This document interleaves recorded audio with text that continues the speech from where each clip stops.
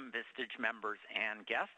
I'm Dave Nelson, a 13-year Vistage member out of the Pittsburgh area, part of CE 676, and your Fridays with Vistage host.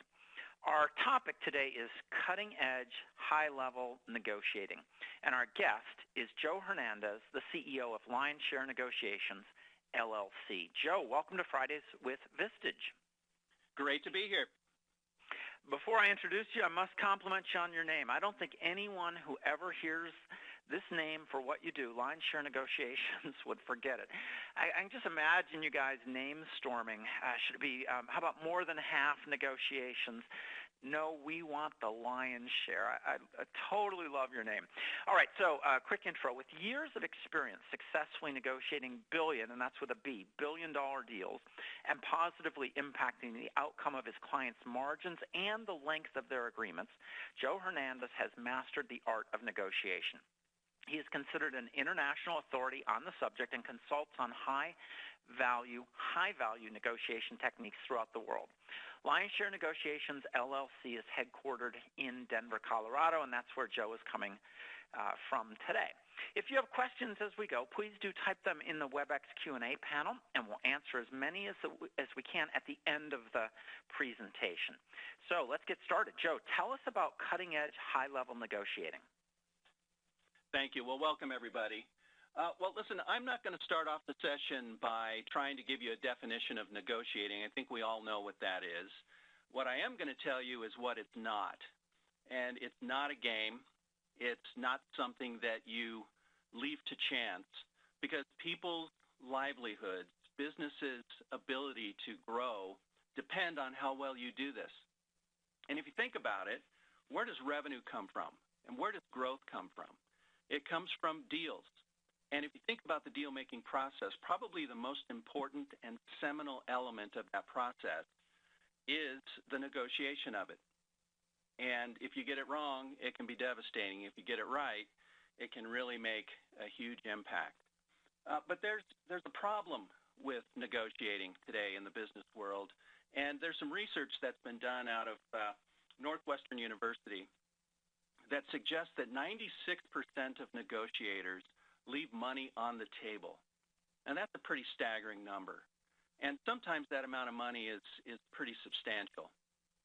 1 in 5 deals ends up where both parties are worse off than had they not done a deal in the first place, which is pretty devastating as well. And then there's the situation where even when both parties are in perfect agreement about how they should do business with one another, they fail to recognize it 50% of the time. Now, it's these issues and many others that is the reason why I founded Lionshare Negotiations. Our company specializes in helping companies just like those with Vistage on their most important business deals to make sure their negotiating teams have the right tools and strategies to get solid, successful outcomes. But we also train business people to be competent negotiators, senior executives, sales professionals, all those deal makers and growth drivers, we make them competent negotiators. And here's the thing. Businesses with a competency in negotiation grow. And I'm going to show you a little bit about why that's the case as we go through some of the material today.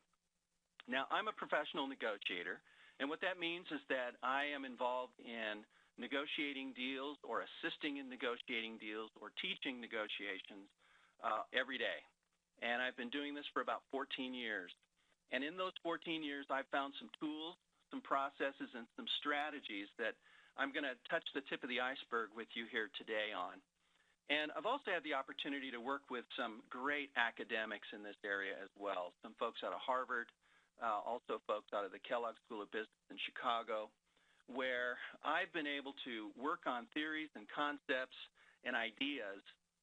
And I've been the guy sort of out in the real world, skinning my knees and blooding my nose to try to figure out which of these are going to work and which of them just simply won't, and under what conditions might they work. And I'm going to share a little bit of that negotiation psychology that we've worked on along the way that is consistently been a success bringer when it comes to deal making. So we'll get into that in just a moment. What I'd like to do first off is to set off the first polling question. So, Dave, if we could launch the poll and the first question, that would be most helpful. And as you can see, what we're trying to get at here is what your assessment of the skill of negotiating, the competency of negotiating should be when you look at your senior leadership team and the deal makers in your businesses. And what I'd like to know is, do you feel it's not that important that they have these competencies, all the way up to, do you believe it's very important for those competencies? So if we could just get some responses on that, that would be fantastic. We'll give folks a few seconds to weigh in on one of the four choices. How important is it that your senior team, salespeople, et cetera, are competent in, have a competency in negotiating? So please pick one of the answers, and we'll share with you the collective results. All right, the poll has ended. It takes just a second for the numbers to come in here, Joe. So I'll give them to you as soon as they pop up. That's very good. This is part of some research that I am trying to pull together as I work with teams and clients on the negotiation elements. So all right, so we've got some very interesting results here. Not important, 2% of the people said that. Somewhat important, 3% of the people said that. Important, 16%, and very important, fully 80%. So it seems like you have the vast majority of people that appreciate this as very important. Okay, so that's critical. We're going to ask another polling question a little bit later in the program that will relate to this, that will help make sense as to why we asked this. But let's go to the next portion here. And the point that I want to get at here is, what are the toughest negotiation challenges that we run up against?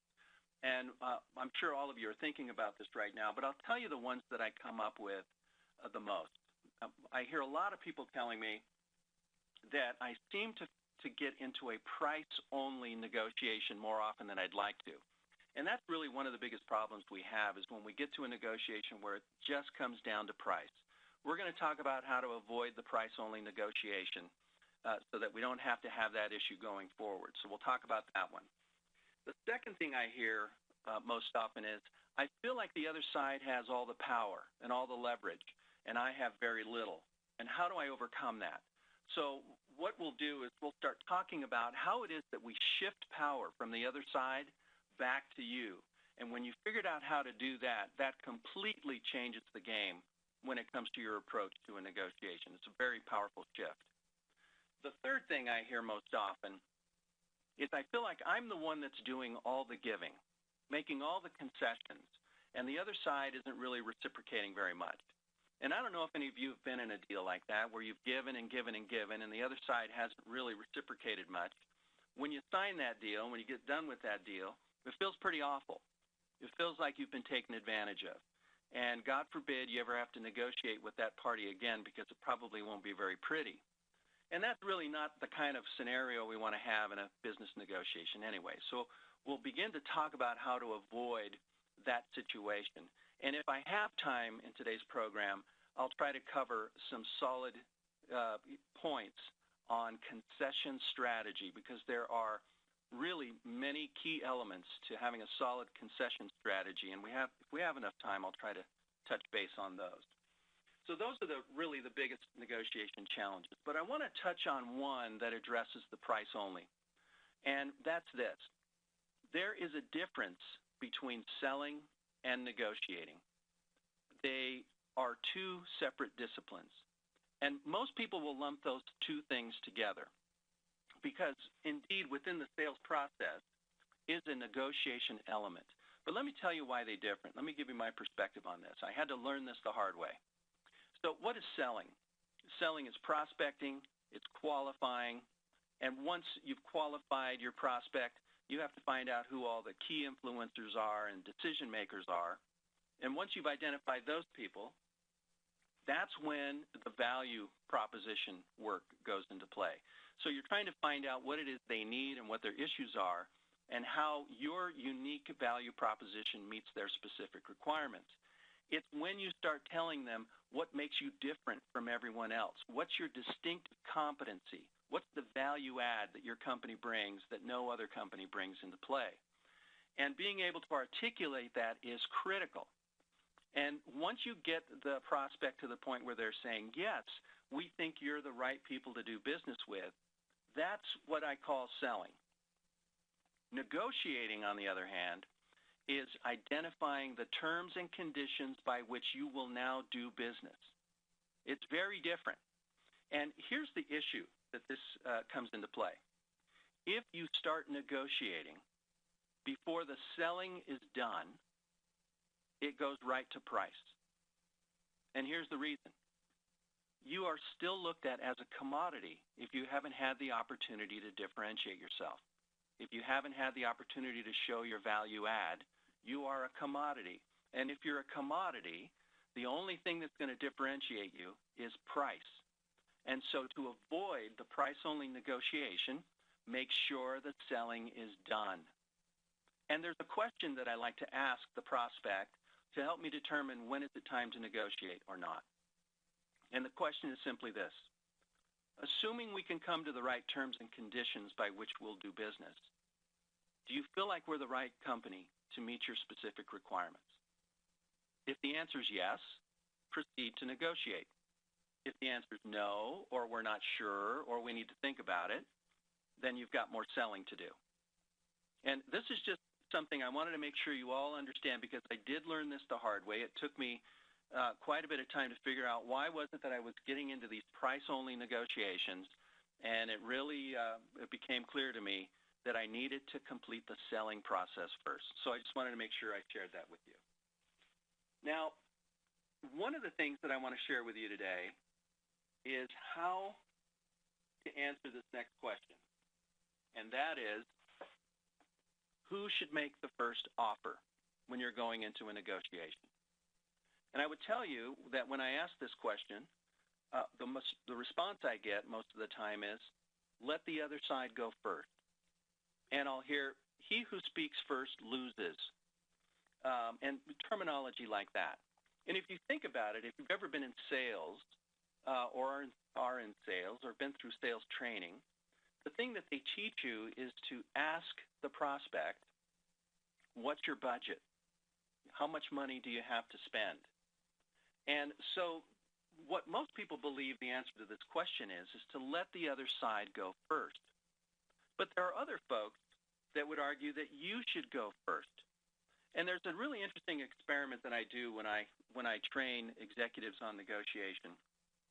We go through a mock negotiation, and what's interesting about the outcome is that the person who puts the first offer on the table drives the outcome of that negotiation. It's a very interesting finding, and it's almost a law of physics almost, because every time I conduct this experiment, and I've done it hundreds of times, it always ends up where the person who makes the first offer drives the outcome of the negotiation. So I guess that begs the question, who should make the first offer? And there's certainly a debate about it. But what I'd like to do is to answer this question definitively for everyone here. And the way I'm going to do that is I'm going to start off with a little negotiation psychology. And that psychology lies in something called the anchor rule. And many of you may have heard of anchoring or the anchor rule, or many of you may have never heard of this before, but it is something that's been studied for decades. So it's not a new concept. But what the anchor rule states is that a number that a person sees or hears prior to making a guess influences that guess. Whether the number is rational or relevant, it really doesn't matter. But this is a really powerful rule. And what does that have to do with negotiating? Well, negotiating is all about guessing. It's about guessing, what's the other side going to be like? What kind of concessions are they going to ask of me? What can I ask of them? Will the outcome be good? Will it be bad? Will it be in my favor? Will they be collaborative or will they be positional? It's all about guessing. And because negotiation is so much about guessing, it's extremely susceptible to the anchor rule. Now, let me explain to you how this anchor rule thing works. there were two psychologists, Fritz Strack and Thomas Musweiler, and they conducted something called the Gandhi experiment. And they had a very large population of students that would be statistically significant, and they asked a couple of questions about Gandhi. They took half of that student population, and they asked two questions. Was Gandhi older or younger than 140 years old when he died? Second question, how old was Gandhi when he died? The average response to that was 80. And in and of itself, it doesn't mean anything. But when they took the second half of students and changed up the question a bit, here's how it went. Was Gandhi older or younger than 9 years old when he died? How old was Gandhi when he died? The average response became 50. Now, that's almost a 40% swing in the guess, and the only thing that changed was that silly number of 140 years old, which we know was too high, or 9 years old, which we know was too low. But we became biased toward those numbers. And it happens automatically. It happens quite limbically. We don't really have a choice in this matter. We just become biased. So we go back to the psychologist and we ask them, why is this the case?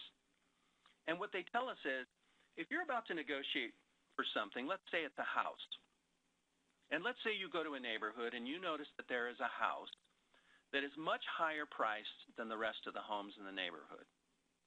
What the mind starts to do automatically, limbically, it begins to rationalize, why is the price of the home so high? And the way that it does it is by focusing in on the positive attributes of that home. Oh, it must be the new roof. It must be the remodel they've done in the kitchen.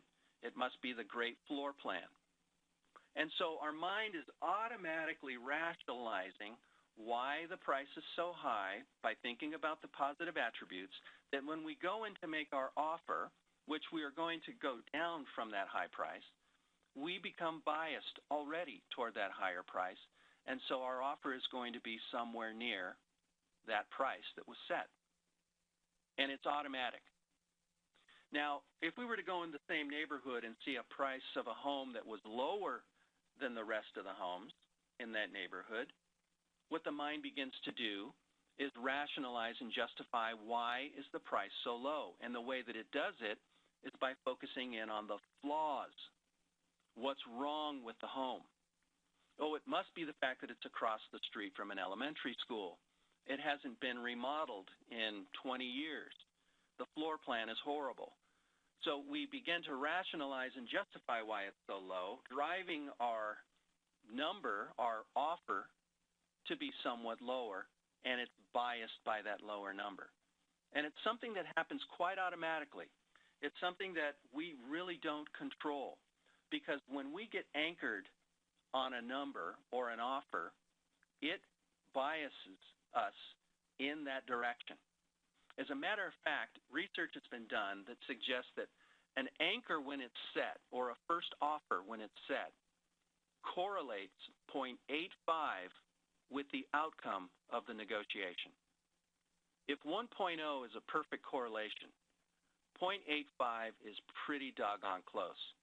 And that's powerful when it comes to negotiating. So I'm going to do a little experiment here with the folks on the webinar to show you how automatic this anchoring actually is. So let's assume we're in the market for a diamond. We go to the jeweler, and the jeweler brings out 5 beautiful 1-carat round-cut diamonds. And you notice that one of those diamonds is severely discounted. What's the first thing that comes to your mind about that diamond? And I would tell you that you're probably thinking, what's wrong with it? It must be somewhat imperfect, less than perfect, if you will. There's something wrong with the diamond. It may not even be real. But then you look and you notice that one of the diamonds is very expensive compared to the rest. What's the first thing that comes to your mind about that diamond? And my guess is, because I've done this several times, that must be a very valuable diamond. It must be very high quality. It must be very close to perfect. And this happens automatic. You didn't have a choice, and the bottom line is when you're anchored, you're anchored. And anchoring happens without you even realizing that it's happening. So if you think about it, if someone anchors on you, like the jeweler, you don't even know you've been anchored. So this becomes a very powerful negotiation tool. And just think, if you were to negotiate with the jeweler right now for that very expensive diamond, where do you think you'd end up? Well, you would end up on the higher side, guaranteed, because that's just the nature of anchoring. And what's interesting is that we're being anchored every single day, and we may not even realize it. For example, if you were to go on a car lot and look at a car and see the sticker price, you've been anchored. You're going to end up with an outcome that's closer to that sticker price than had you placed an anchor offer. If you go into a jewelry store and you see pricing on certain items, you're being anchored. Wherever you go that you see a price or an offer that's being given to you, you are being anchored, and you don't even realize it's happening. And let me show you how powerful this is. These same psychologists went into a large number of grocery stores, and they put up a soup display at the end of one of the aisles. What I mean by soup display is just cans of soup. And they were monitoring what the average purchase was for the consumer coming in to shop. And they found the average purchase was 1 to 2 cans. But then they changed it up a little. They put a sign above the soup display, and the sign said, no more than 12 cans per family. Interestingly enough, the average purchase went up to 8 cans of soup. And when you go to ask them, why did you buy 8 cans of soup? They really didn't have an answer, other than they thought they were getting a deal. So what's interesting here is when you're anchored on, you don't even realize it's happening. But if you anchor on someone, you get an advantage because you're now going to drive the outcome of the negotiation, and the other side doesn't even know they've been anchored. So the answer to this question, who should make the first offer, is it should be you. You should make the first offer. Does it matter if you're the buyer or the seller? No. You should make the first offer. Now, there are some people that would argue, wait a minute, if you don't have enough information about a situation, maybe you shouldn't make the first offer because you might sell yourself short. Well, my response to that is that's wrong, because here's how things have changed. We live in an information-rich environment. There is data and information available to us that has never been available before, and we have to take advantage of that. You spend 30 minutes on Google and you're smart. You spend 60 and you're pretty close to genius. And you should know your market. You should know your customers' alternatives, what your competition is doing. You need to know your markets. And if you don't know them well enough, it's going to be easy enough to get that information with all the data that's available. So my response to someone who says that if I don't have enough information, I really can't anchor, my response is get the information so you can. And if you don't have enough information, don't go to the table. Go to the table when you have enough information to set the anchor, because it has such a powerful influence on the outcome. Now, knowing how to set an anchor is critically important, because if you set it way too high, you're going to have people laughing you out of the room. So what I'm going to show you in the next segment is how to scientifically establish and psychologically establish your anchor position. So what we're going to do now is move into the next segment of this, where I'm going to share with you a few more tools, but I want to use a scenario to help us get there. So I want you to imagine a scenario where you are part of a company that has just designed a brand new smartphone. And experts are telling you that this design will not only improve the way we communicate and navigate through our world, but also how we interact with that world. And let's assume, just for fun, that Apple has caught wind of this new technology that you've just developed. And they are so excited about it, they're going to send a negotiator out to negotiate with you how they can get access to this technology. And they sent a very ruthless negotiator. This person squeezes their vendors and suppliers for everything they possibly can because they can. If you want to deal with Apple, you're going to deal with them on their terms and conditions, and you're going to be no exception. So if you were going to be faced with the daunting thought of negotiating with somebody like that, how could you assure that you could still have a great outcome? Well, the best way to do that is to make sure you have 3 important boundaries established. And these are the 3 boundaries: the reservation point, the target point, and the anchor point. Now, we talked a little bit about anchoring, and so we're going to show you how to do number 3 in just a few minutes. But I want to go to number 1, the reservation point. Now, this is a term some of you have heard, but most of you probably not. The reservation point is negotiation speak for walk-away point. It's the point in which you should walk away from the deal because you will hurt yourself by moving forward. The reservation point, or the walk-away point, for most people that are negotiating, it's something that's determined quite arbitrarily. In other words, they kind of know, well, I'm not going to spend any more than X, or I won't accept any less than Y. And when we come up with those, it's usually pretty arbitrary. But what we need to do is start being a little more scientific about how it is we determine our walk-away point. And we need to determine it in financial terms in particular. So the way you do this on a more scientific basis is to understand your BATNA. Now, for some of you who've been to a negotiation class or you've read a book on negotiation, you've probably heard of the term BATNA. But what it stands for is best alternative to a negotiated agreement. Best alternative to a negotiated agreement. And all that means is, if you can't get a deal done with the other side, what's your next best alternative?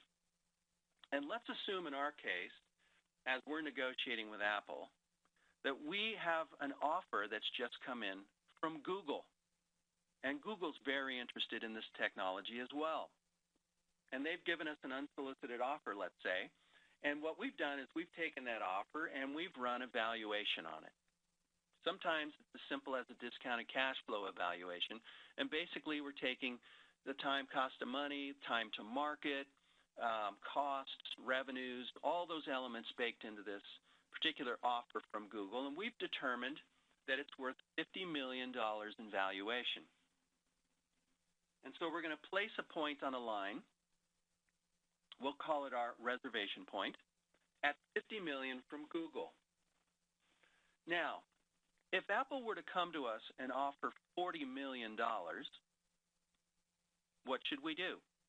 Well, we should walk away because our alternative is Google at 50. So it's that simple. But we need to have this information in financial terms so we know when we're getting in trouble and when we're not. So many negotiators don't take this next step to determine financially what their reservation point should be. And it's critical that you do it. Now, some people who get that $40 million offer from Apple might accept it because they feel it's strategic, quote unquote.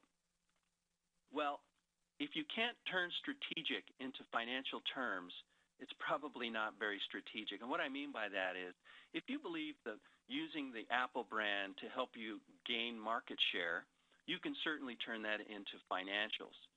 And so that's what I mean. If you can turn it into financials, do so. If you can't, then it's really probably not very strategic.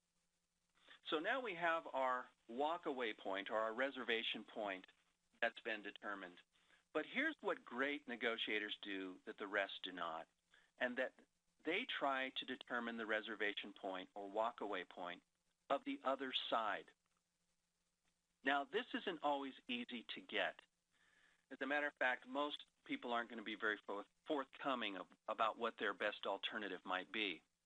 But you can get this information in the selling process prior to negotiation, or in the due diligence process prior to negotiation for the buy or sell of a company, you can have this simple question and answer session where you ask them, hey, assuming we don't get a deal done with one another, what other alternatives might you be considering?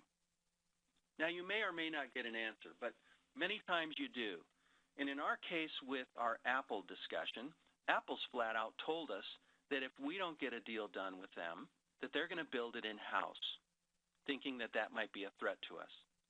And so since we know this market really well, we've assessed what it's going to cost them to build it in-house. We know they're going to have to hire a whole new set of engineers because of the new technology. They're going to have to run a whole new line to build these phones because it's a brand new design, all the capital equipment to run it, and the folks to run the capital equipment. And our assessment is that it's going to cost them $80 million to build it in-house. Now, this is an important point for us to have, because now if we were to go to Apple with a $100 million offer for our technology, what should they do? They should walk away because they can build it in-house for $80 million. So now we know if we anchor somewhere too far beyond $80 million, we'll get laughed out of the room. So this is important information for us to know. But here's the other reason why this is so important to know, because the space between them is called the zone of possible agreement. Now, all that means is that in the white portion, let's say below 50 million, there's a likelihood of a deal not getting done, or above 80 million, the likelihood of a deal getting done is pretty low. So bottom line is deals are probably not going to happen in that white space, but there is a possibility of a deal getting done in the blue space. Now, here's the second and probably more important reason that we need to know that blue space, because that blue space is your table stakes. It's what's on the table to be negotiated. I can't tell you how many times I have seen negotiators go to the negotiation table with no clue what the table stakes are. Can you imagine going into a deal not knowing what's on the table? It happens all the time. And what we now see is that there is $30 million to be negotiated here on the table. Now, here's the problem, though. Most negotiators, when they go into a negotiation, go in with their walk-away point in their head. In other words, if we had a deal of $50 million from Google, that's the number we're walking into our negotiation with. And so if that's the only number we walk into our negotiation with, where are we going to end up? The likelihood is we're going to end up somewhere near that walk-away point, because that's the only number we have in our head. I mean, think about it. If you've ever watched the show on television called House Hunters, Bill and Sally have $500,000 to buy their next home. Where do you think Bill and Sally end up? They end up around $500,000. And if it's less than that, it's because they're going to improve the property. And where do you think they even start looking for their house? In what price range? $500,000. This is a problem. And it's a problem that a lot of negotiators have. They walk into the negotiation with this walk-away point as their key number in their head. And so if we were to do that and we accepted an offer of $53 million from Apple, what have we just done? What we've just done is we've left $27 million on the table. That is not a great outcome.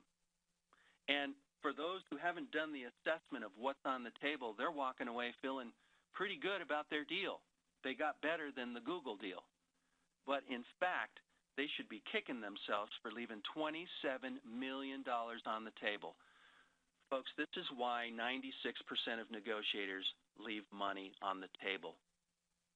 First of all, because they haven't assessed what's on the table. So to avoid the situation of negotiating toward our walk-away point, how do we avoid it? What do we need to do? we need to establish a target. And that target should be somewhere to the left of our 50 million. It should be somewhere in that blue space. But here's the problem. Most negotiators, when they set targets, if they set targets, they set them with low aspirations. And why is it that negotiators set targets with low aspirations? Because of fear. Because they're afraid they're going to blow the deal. And here's a question I have. Who do you think are the best negotiators in the world? The best negotiators in the world, believe it or not, are kids. Kids are great negotiators. Why? Because they have no fear. And so they ask for exactly what they want. Mom, I want an iPad. Dad, I want an Xbox. Mom, I want a smartphone. Do they get it? Most of the time, yes. And if they don't get it right away, they're going to nag you till they do. But the bottom line is kids are not afraid to ask for what they want. But something happens as we get older. We become more accountable, more responsible. We have bills to pay, mortgages to pay. We have numbers to hit at work, revenue numbers, growth numbers, EBITDA numbers. And so when we're faced with a negotiation that can have an impact on those things, we get a little nervous. We get a little skittish. And so what we'll do is we'll say, okay, we need to be competitive. So we're going to lower our aspirations. We're going to lower our target. Well, not only should we be competitive, we need to win. So we lower that target a little further. Well, and maybe let's throw in a few things in addition to that. And we lower our target even a little further. And before you know it, we have our target at a very low aspiration. And we haven't even gotten to the table yet to negotiate. And here's the problem when we set our aspirations so low. With that low point, we cannot go anywhere above that as an outcome. We have set the possibility of our outcome down at that low level. And here's the fact. Negotiators that have targets with high aspirations have better outcomes, period. The other thing is this fear that we have, my experience, and what we hear from many of the folks that have been doing research in this area is that fear is unfounded. We don't need to be so fearful about this. So what I'm going to ask us to do as we move forward is to start thinking more like kids, to set target aspirations at a higher level. Ask for the things that you want, including the things that you need. And so, again, once you start doing that, it causes you to step back and think about the deal you're trying to work out with the other side. What is it that I really want to have happen with this business relationship? What would be a home run for both of us? What are the things that would really turn this into a huge value generator for our company? Once you start thinking like that, then identify those items that will help you get there, and don't be afraid to ask for them. So if we think about setting targets with high aspirations, where would we set our target with this Apple deal? Well, where I would set it is right about there at $70 million for two reasons. One, we've determined that if we were to get $70 million from Apple for this technology, that would be a home run. That would be champagne corks popping, high-fiving in the halls, and bonus checks for everybody involved. It's that good a deal. The second thing is you're getting the lion's share of what's on the table. Those two elements are the key deciding factors as to where you should set your target. Now, I've left some for the other side, though. Why would I do that? A couple of reasons. The other side needs to feel like they've extracted value from you in order to feel satisfied with the deal. Remember, we talked about that frustrating situation where you're doing all the giving and the other side's not reciprocating, how that deal feels when you get that done? Very unsatisfactory. The other side needs to feel like they've extracted value from you in order to feel satisfied. So you need to give them some wins. And why is it important to make them feel satisfied and to make them feel like they've got a win? For a couple reasons. One, you want to make sure they're going to live up to the terms and conditions that you've just negotiated. And number two, you're going to want to have a good relationship so you can go back and do more business with them in the future. Build that solid, long-term working relationship. And this is how you do it. You put a win in there for them as well.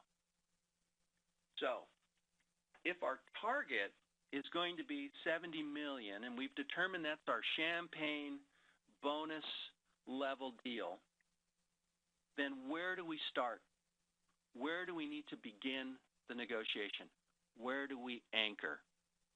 And the answer to that question was very hard found. It took me quite a bit of trial and error to figure out where to place that anchor. And the place that I've determined works the best is just beyond their reservation point, just beyond their walkaway point, not too far beyond. If it's too far beyond, they'll laugh you out of the room. But if it's just beyond, chances are they've got their walkaway as the main point they have in their head going into the negotiation, like most negotiators do. They know they're there to negotiate, so they're not going to get up and leave. They're not going to be real pleased that you have established an offer that's beyond their walkaway point, but because they're there to negotiate, they believe they can get you into the blue. And if they can get you into the blue, they're going to feel good. So this is the point that makes the most sense for how to establish an anchor. And the key thing here is to be able to rationalize why you've set your anchor there. You need to be able to justify it and rationalize it, not only logically, but you have to believe it in your heart as well. I learned that the hard way as well. So when you set your anchor, set it just beyond the walkaway and make sure that you can rationalize it. Highly important. Now that we have our anchor point and our target point established, the space between them is what I call the concession pool. And this is a place, folks, where deals can either grow well beyond what you thought they could be, or it's a place where your deal could die. You really need to get this concession portion right. Unfortunately, I'm probably not going to be able to get into the heavy details of a solid concession strategy, but I will tell you that when you have this amount of information established, you have changed the game when it comes to negotiating. This is so empowering. This creates so much confidence for the negotiator to know what their walkaway point is from a financial perspective, knowing that you have a target where you plan to end up and where you're focused on ending up that is going to be a champagne deal that gives you the lion's share of what's on the table, and to know that you've got $13 million to play with in concessions. That's powerful. That is a game changer. And what's interesting to me about this is in the 14 years that I have been negotiating deals, not once have I come up against another side that has done any of this work. Not once. So, talk about having an advantage at the table. This is a powerful advantage. So, what I'd like to do at this point is to run the second poll, if we could, Dave. Here it is on your screen. So, folks, take a look at the poll section of your WebEx control panel. And the question is, how would you rank your senior team, salespeople, and other deal makers in your company on their negotiating competency today? And make one of the four choices. You have a few seconds. Are they not competent, somewhat, fully competent, or extremely competent? So pick one, and we'll share with you the results here in a minute. Thank you, Dave. And again, this is part of that research that I'm trying to do to get a sense for First of all, how important do we think the competency is? And then how competent actually are our people? By the way, while we're waiting, I put on my shopping list 8 cans of soup next time. I love that example. It was really interesting. Dying to ask some questions, but we're holding them for the end. Oh. So the poll has ended. Take another few seconds here for the results to come up.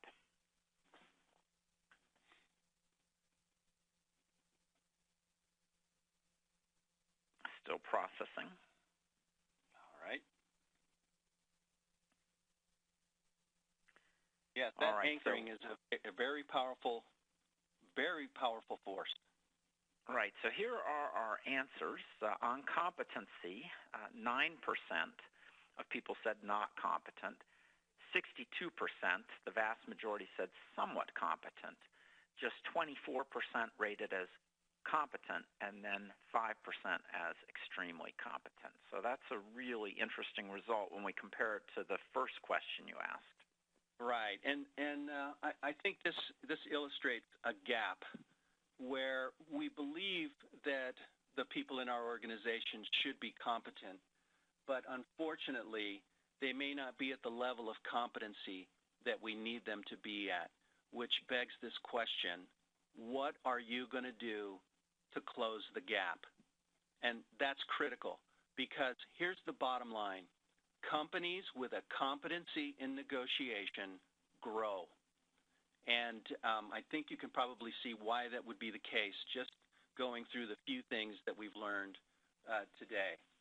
Now, what I'd like to do is wrap up by talking about a bit of research that I've been doing over many, many years, and that is to try to determine the difference between great leaders and the rest. And so what I've done is I've spent a good amount of time interviewing and reading biographies of those who I felt were great leaders. And I also interviewed those that were mediocre. They weren't bad, but they weren't great. And I also spent some time with those that were failing. And in that process, I made a discovery. And the discovery is this: the great ones always had a big deal going. They always had a big deal going. It was either for a way to expand their markets, improve their products, expand their brand, make life better for their employees, for themselves, or for their families. They always had a big deal going. And once I made this discovery, I went back to some of those great ones and I asked them, well, what would be the case if you didn't have a big deal going? What then? And their response was, I feel like I'm losing ground. I feel like I'm not adding the value I need to be. That was a big eye-opener for me, and I immediately went back to assess what were the big material deals that I had going on. And if I didn't have one going on, I was scouring the planet to find it, because it is a big aha related to great leadership. And so as I end the program today, I want you to think about that deal. That deal that if you were to go after it, that it could materially and positively impact your company, your ability to grow, the lives of the people that work in your company, your life, or the lives of your family members.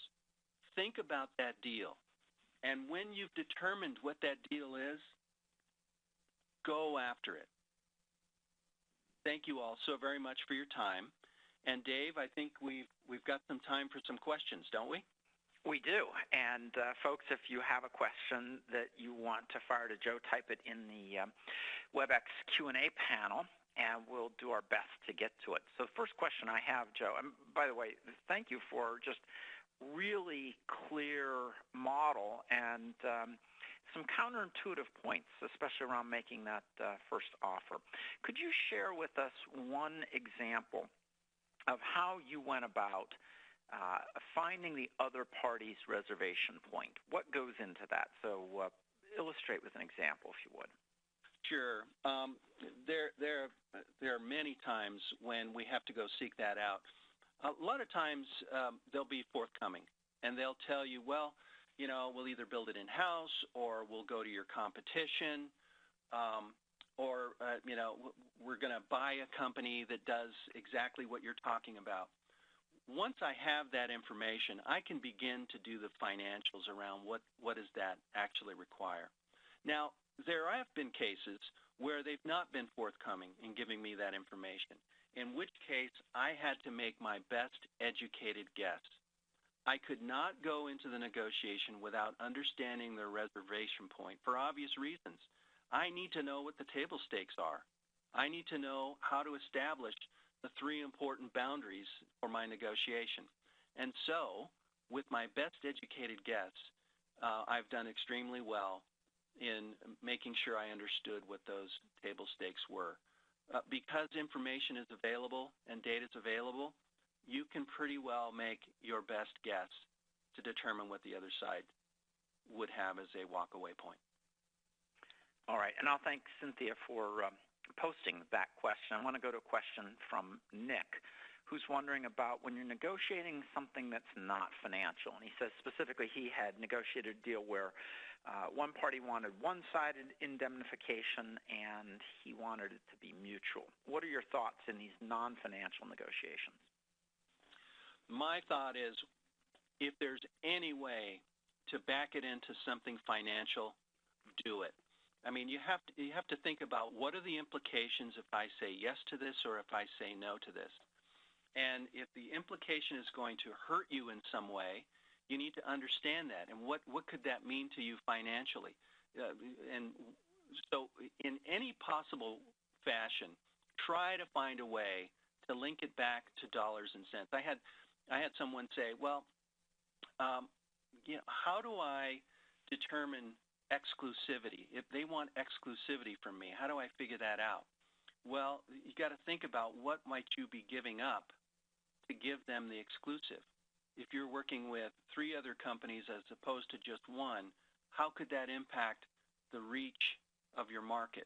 How much market share might you be giving up if you do an exclusive? You kind of have to back into what does it mean to you financially, and really that's the best way to do it.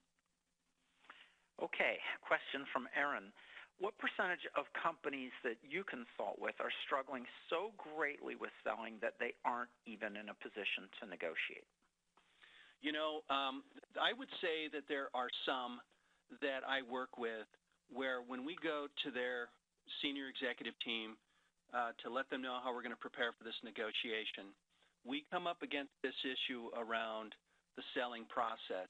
And are your salespeople able to differentiate you from the rest of the folks that are in your market? And what I found in some cases is that the executive team is not able to clearly articulate what their distinctive and unique competencies are, what their distinct value proposition is. And if those folks can't articulate it, your sales folks certainly aren't going to be able to articulate it. And so what we've done in those cases is we've sort of put a stop to everything. We got that senior team together, and we worked hard on making sure we could articulate that value proposition to make sure we knew why the heck they were even in their market in the first place. And then once that became clear and we could articulate it clearly, we had to make sure the sales folks could do it too. So you really have to have a competency in selling to end up with good outcomes for your deals when it comes to the negotiating piece. Because if you don't have a good selling competency, you're not going to be able to differentiate yourself. And if you can't differentiate yourself, you're going to be commoditized. And if you're going to be commoditized, it's going to be price only. So we want to avoid that price only negotiation. I certainly have a number of related questions. Just want to go to one from a Vistage member named you.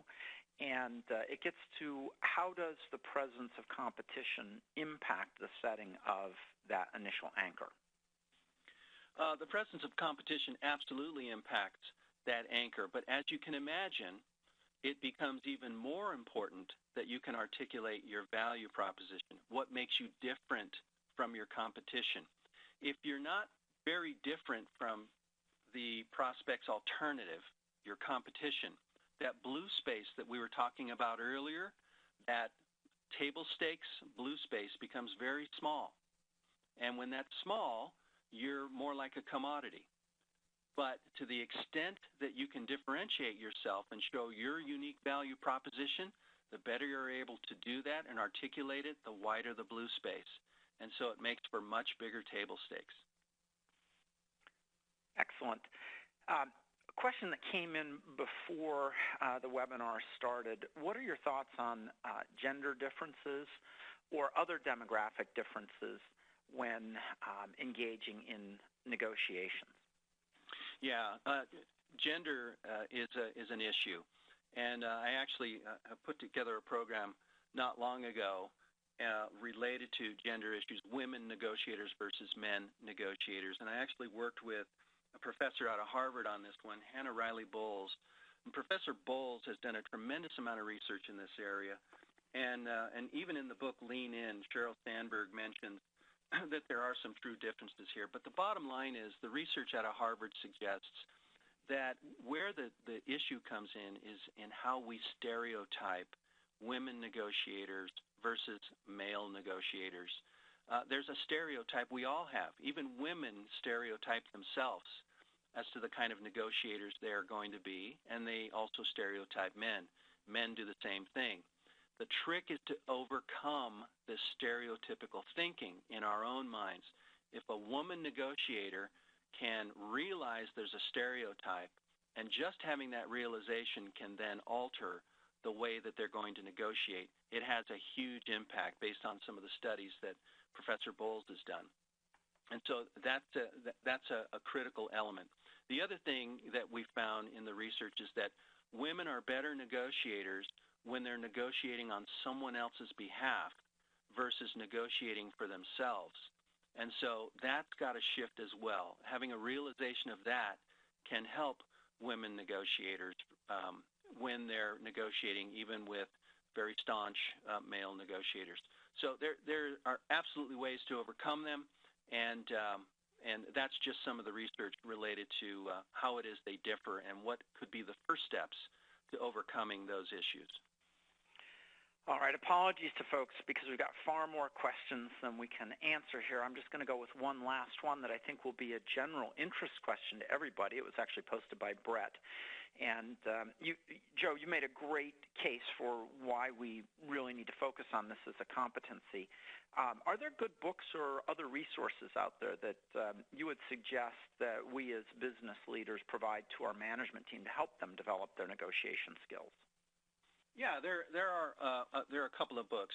For those that are just getting started in understanding negotiations, there's a book called Negotiation Genius by Deepak Malhotra. He is a professor out of Harvard. There's another book if you really want to get into like master's level negotiating called 3D Negotiation by Lax and Sebenius. That's one you're going to have to really have a clear mind as you're going through reading it, because it is very in-depth, very detailed, but it's a very, very good book.